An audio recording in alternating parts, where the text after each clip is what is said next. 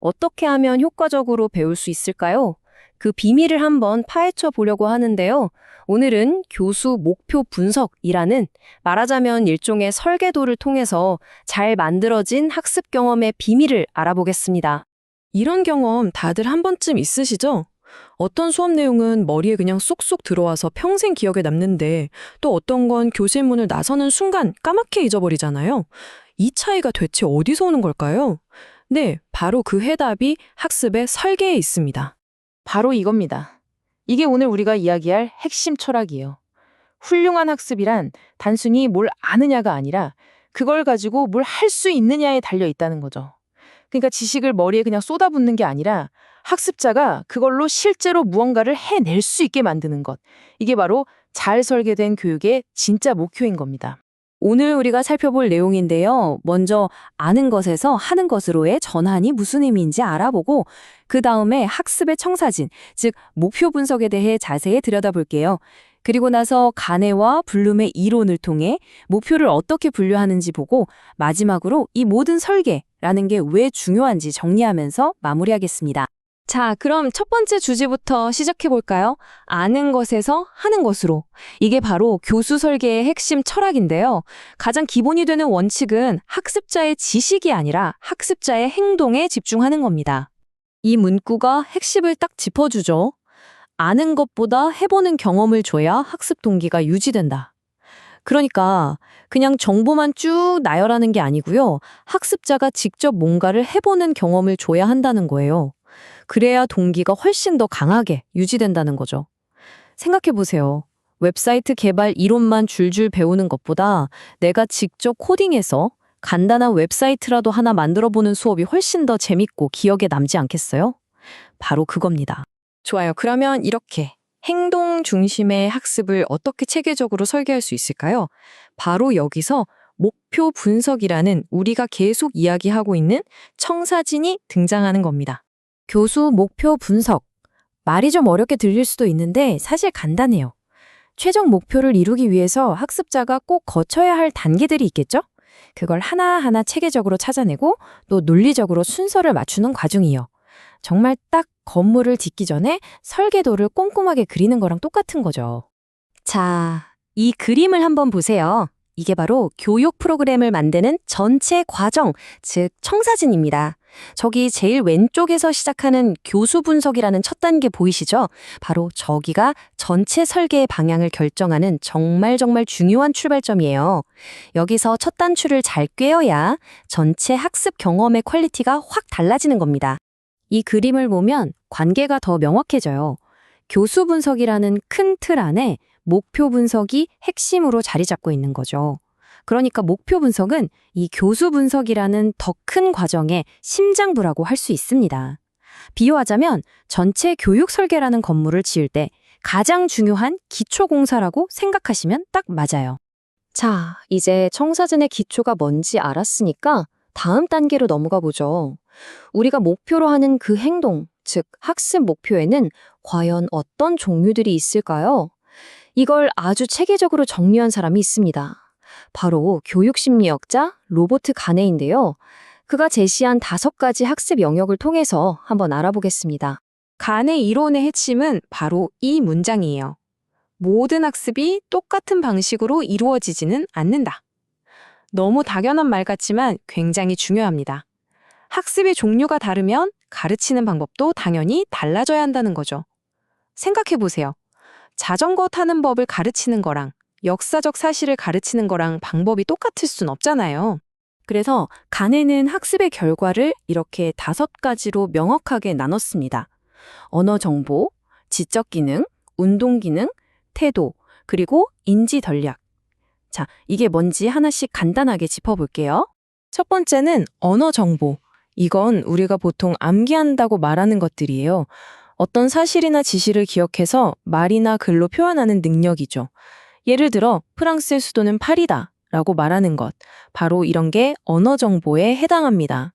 두 번째는 지적 기능입니다.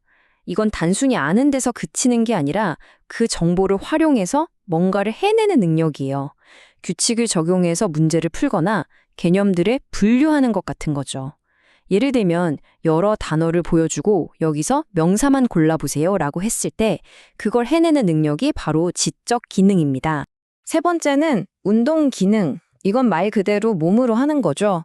머릿속 생각과 몸의 움직임을 부드럽게 연결해서 뭔가를 수행하는 능력. 타이핑을 빨리 친다거나 자전거를 탄다거나 아니면 지금 보시는 것처럼 카메라를 능숙하게 조작하는 기술 같은 것들이 전부 운동 기능에 속합니다. 네 번째는 태도입니다. 이건 어떤 것에 대해 개인이 가지는 마음가짐이나 내적인 성향을 말해요.